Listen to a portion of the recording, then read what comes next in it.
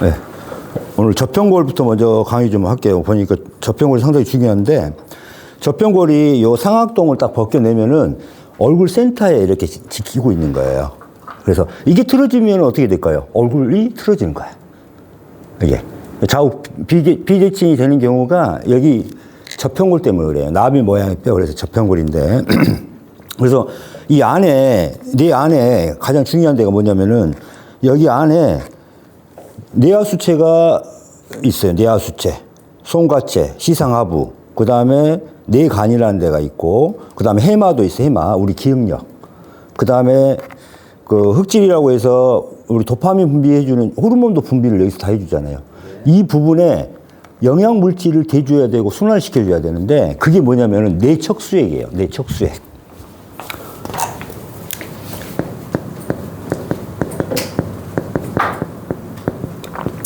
그래서 뇌척수액이 어디에서부터 시작해요? 골수에서부터, 이 꼬리뼈에서부터, 미골, 꼬리뼈.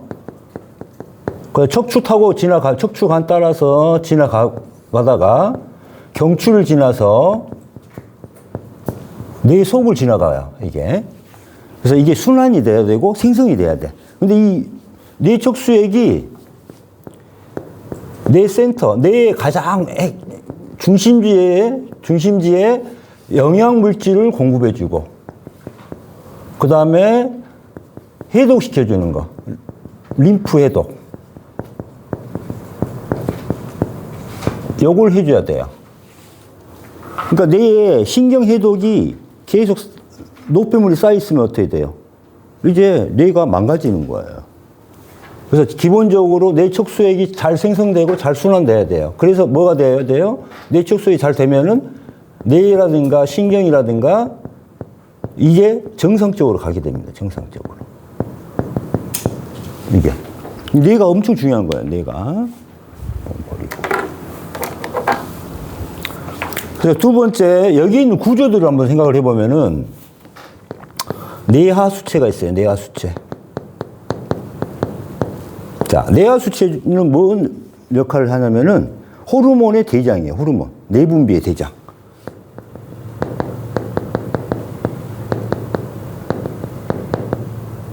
호르몬의 대장이에요. 자, 우리가 갑상선 하면 갑상선 호르몬이 생성되죠. 예, 갑상선 호르몬 T3, T4를 그러면은 우리가 갑상선이 안 좋으면 뭐만 생각을 해? 갑상선만 생각하는 거야. 근데 제일 중요한 건 뭐예요? 갑상선은 공장이야. 그럼 AI로 뭔가 조절해주고 지시를 내려줘야 될 거 아닙니까? 지시센터가 어디냐면 여기야. 그래서 뭐냐면은 갑상선이 부족해. 그래서 갑상선 자극 호르몬. 요걸 만들어주는 거야, 여기서. 그러니까 갑상선 자극 호르몬이 나와야 갑상선에서 제 기능을 해. 그 다음에 우리가 췌장 있죠, 췌장. 인슐린을 만들잖아요. 네. 그러면 어떻게 해요? 췌장을 자극하는 호르몬이 여기서 나오는 거야. 췌장 자극. 그 다음에 여자들 같은 경우는 유선 이게 커져야 되잖아요. 그럼 유선 자극 호르몬이 여기서 나온 거예요. 그 다음 우리가 스테로이드를 다 만들 수가 있거든요. 스테로이드. 그 스테로이드가 없으니까 어때요? 몸에 통증이 심해지고 염증이 심해지는 거예요. 이 스테로이드를. 그러니까 어떻게 돼요? 외부에서 만들어서 집어넣잖아요. 근데 그거는 독이에요. 스테로이드는. 근데 인체에서 만들어 놓는 스테로이드 호르몬을 어디서 만드냐면 부신피질에서 만들어요. 부신피질. 부신수질과 피질 있죠? 수질과 피질. 여기서 우리가 염증 잡아주고 면역계통을 해주는 스테로이드 호르몬을 여기서 만들어주는 거예요. 그러니까 여기서 뭐예요? 자극 호르몬이 여기서 나오는 거예요. 자극 호르몬. 그 다음에 성장 호르몬 우리가 여기서 나오죠? 성장 호르몬.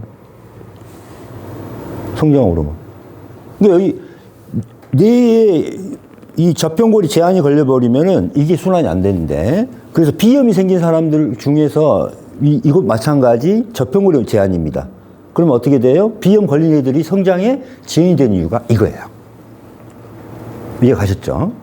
그래서 비염 걸리면 성장이 좀 늦어진다 이유가 이거하고 관련 있는 거예요. 접평골하고. 접평골에 관련돼서 뇌척수액하고 뇌하수체하고 관련 있는 거죠. 이 성장 호르몬이 분비가 안 되는 거죠.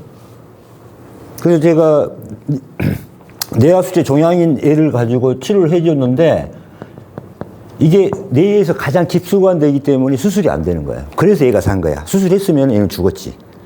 그래서 수술을 못 하겠다. 그래서 이제 마사지를 해가지고 없어버려. 몇 개월 만에 없어지죠. 이게. 그래서 그 다음에 성자극 호르몬이에요. 성선 자극 호르몬. 정력 감퇴가 일어나는 거. 이뇨 호르몬도 여기서 다 만드는 거. 이뇨 호르몬 조절해주는 거. 몸의 모든 호르몬은 대장이 어디예요? 뇌하수체, 뇌하수체. 그러면 이 뇌하수체에 문제가 생겼다? 내 온몸에 호르몬의 불균형이 일어날 수밖에 없어요. 들어. 그쵸? 이게 그렇게 중요한 거예요. 뇌하수체가. 그 다음에 세 번째, 아까 시상하부라는 게 있어요. 시상하부. 자, 시상하부가 엄청 중요해요. 시라는 것은 볼시. 시상이라는 것은 눈에 관련된 감각이 있는 거예요. 두 번, 이쪽에 앉아, 이쪽에. 예. 눈에 관련된 그 시상의 아랫부분이라고 해서 시상하부라 그래요. 시상하부. 응? 의자 하나 해가지고 같이 앉아. 뒤에 앉아, 그냥, 뒤에. 그래서 시상하부가 이게 왜 중요하냐면은 신경과 호르몬의 관계를 두 개를 조절해줘요. 그러니까 신경과 호르몬이 따로 작용을 한다고 생각하잖아요. 그게 아니라 이 시상하부에서 신경과 호르몬을 내분비를 연결해 줍니다. 내분비를 연결해서 우리 뭘 중요하냐면은 항상성이라는 걸 중요해요. 항상성.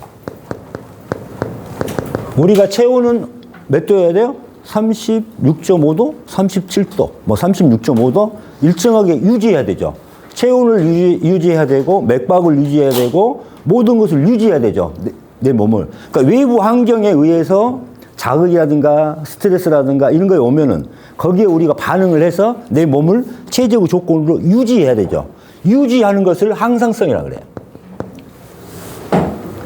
그러니까 내 몸이 체제적 조건으로 외부 환경에 잘 적응해서 살아갈 수 있게 만들어줘야 된다, 이 말이에요. 그게 이제 항상성이에요. 그래서 위험이 왔을 때, 누가 전쟁이 일어나면 어떻게 돼요? 우리가 빨리빨리 뛰어야 되잖아. 응? 항상 경기를 해야 되잖아. 이걸 같은 것을 여기서 만들어주는 거예요. 그래서 신경과 호르몬을 조절해주고, 여기에서 그래서 뭐가 나와요? 교감신경이라는 게 나와. 부교감신경이라는 게 나와. 이게 뭐예요? 자율신경이에요, 자율신경. 이렇게, 자율신경. 그래서 자율신경을 조절해주는 데가 어디다? 시상하부입니다. 그 다음에 신경과 호르몬의 관계를 조절해주는 데가 어디다? 시상하부예요. 그러니까 우리가 자율신경이 스트레스 많이 받아서 목이 굳어지면서 뇌까지 굳어진단 말이에요. 목이 굳어지면은. 그럼 자율신경 실조증이 일어나면은 어떻게 돼요? 약을 먹어도 안 나. 이거는 저평골 마사지 아니면 낫지가 않아요. 그래서 자율신경을 조절해 주는 겁니다. 그리고 아까 이제 불면증 얘기해서 지금 해줬는데, 그 다음에 이제 송과체라는 게 있어요, 송과체. 왜 우리가 밤에 잠을 자게 되는가? 밤낮의 리듬을 우리가 살고 있잖아요. 그 리듬을 맞춰주는 게 여기에요, 송과체. 송과체에 이 속에 있잖아요. 그럼 빛하고는 전혀 관련이 없어요, 이게. 송과체는 빛하고 전혀 관련이 없죠. 눈에 있는 빛을 감각하는 그런 세포가 송과체에 있습니다. 그럼 무슨 말인 줄 아세요? 송과체가 빛을 감지하는 센서가 있다는 거예요. 그건 뭐냐면은 우리가 명상을 하거나 요가를 하거나 기공을 하거나 깨달음이 이뤘을 때 이 내 안에서 일어나는 빛이 여기서 감지를 한다는 겁니다. 송과체에서. 그래서 이게 제3의 눈이라고 하는 거예요.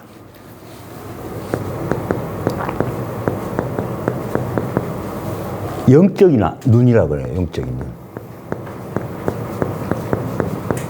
그래서 우리 카톨릭 로마에 가보면은 그 카톨릭 그 성당이 있죠. 그 카톨릭에서 제일 그 교황이 사는데 교황청 거기 앞에 보면은 동상에 뭐가 있는지 아세요? 솔방울 모양의 큰 동상이 있어. 솔방울이 뭘 뜻해요? 송과가 솔방울 모양.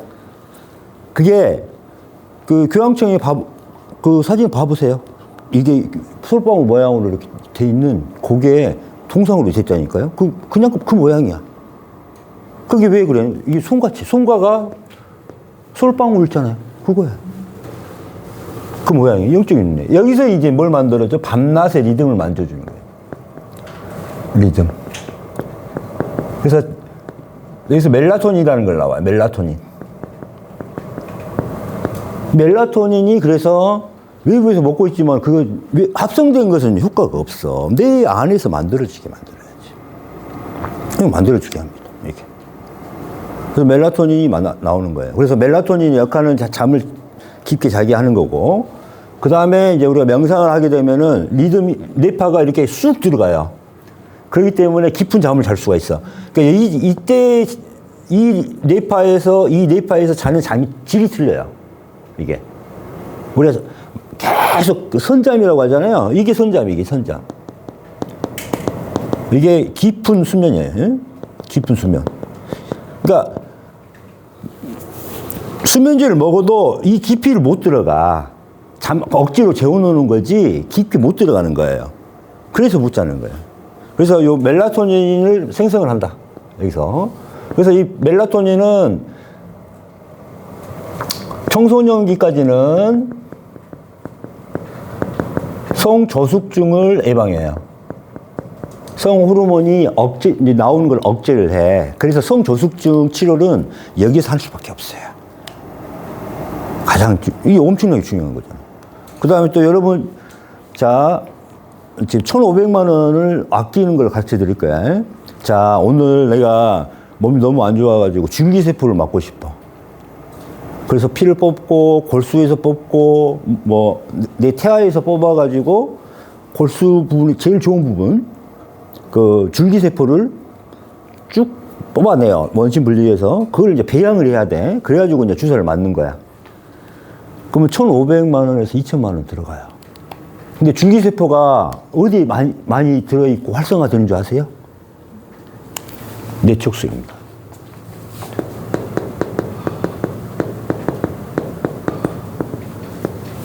줄기세포가 여기에 제일 많이 있어.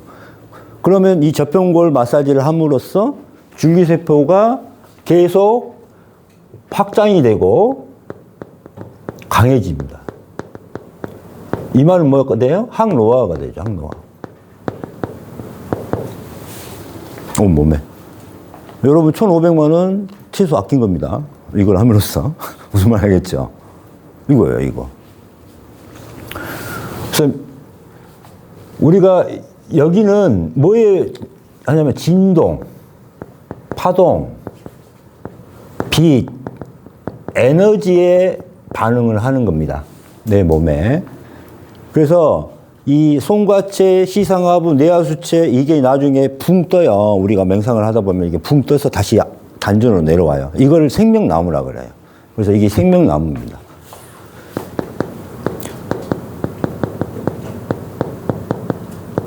그래서 기독교에서 생명나무 이야기 들어봤죠? 이 생명나무가 아무도 명확하게 모르는데 이제 우리 과정 중에 나와요. 이게 붕 떠서 백혈이 떠서 아래로 내려와서 하단전으로 하나가 되는 건데 이때 떠올 때 이 나무 모양이에요. 나무 모양. 근데 이게 빛의 모양이에요. 빛이 나무 모양으로 띄고 있어. 그래서 표현을 생명나무라고 표현한 거예요. 빛의 모양이 생명나무에서 이렇게 내려와요. 우리가 이게 3단계, 4단계 때 보통 3단계 마지막 부분에 이게 이제 오는 겁니다. 그래서 이렇게 와서 이게 생명나무예요. 이거예요. 그 다음에 이제 뇌에서 아까 말했듯이 해마라는 데 있죠. 해마. 해마가 뭐예요? 기억력이에요. 기억력. 근데 치매를 여기서 예방을 하고, 그러니까 도파민도 여기서 분비가 돼야 되는데 분비가 안 되면 이게 파킨슨이에요. 파킨슨. 그죠? 이 흑질이라든가 뇌간, 가장 중요한 데를 다 뇌촉수에 지나다니면서 영양물질을 주고 노폐물을 빼오고 독성물질을 빼오고 이렇게 순환을 시켜줘서 이게 순환을 해서 다 해주는 겁니다. 그러니까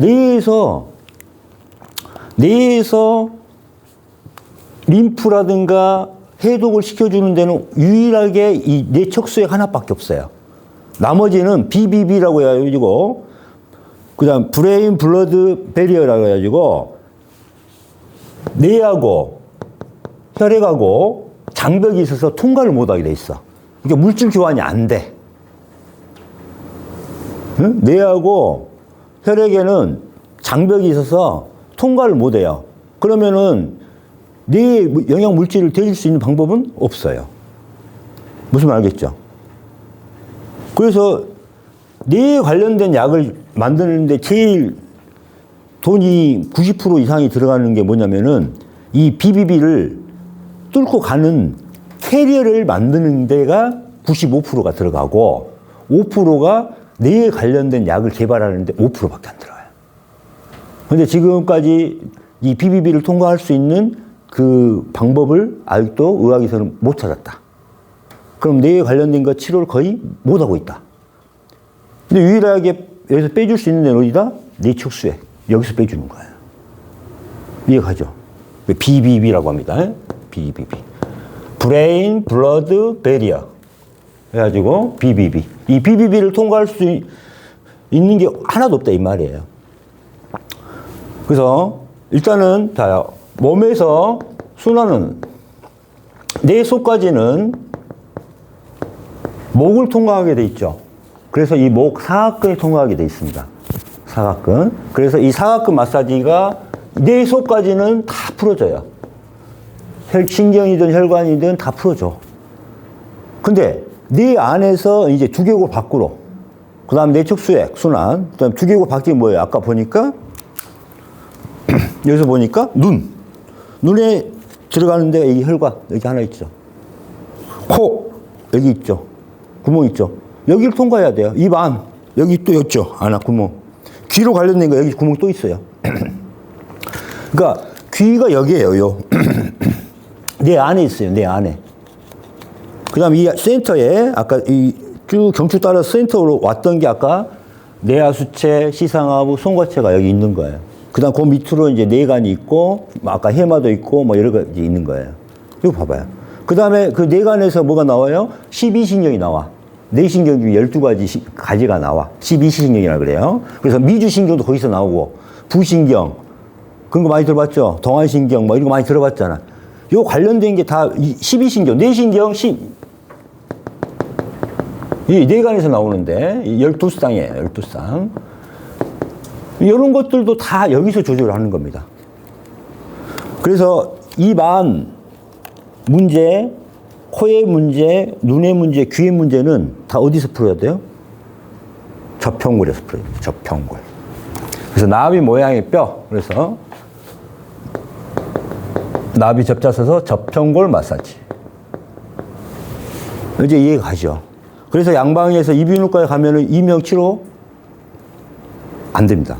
눈 치료 안 됩니다. 진단만 해줘요. 비문증. 응? 눈에 좋은 영양제예요. 이것만 해주는 거야. 응? 염증이 있으니까 그 염증만 잡읍시다. 그렇게 주는 거예요. 비염? 히스타민 반응만 안 일어나게 하는 거지 비염을 진짜 치료하는 약이 아니에요. 그거 끊자마자 어떻게 돼? 바로 재발하잖아요. 히스타민 반응만 억제하는 거예요. 면역을 억제시켜버리는 거예요. 이게. 그래서 여기서 이제 제일 중요한 게 여기예요. 그래서 저평골이 엄청 중요하다. 그래서 이렇게 보시면 돼요. 그냥 꺼주시고. 오늘 잘 왔죠? 저평골 뭐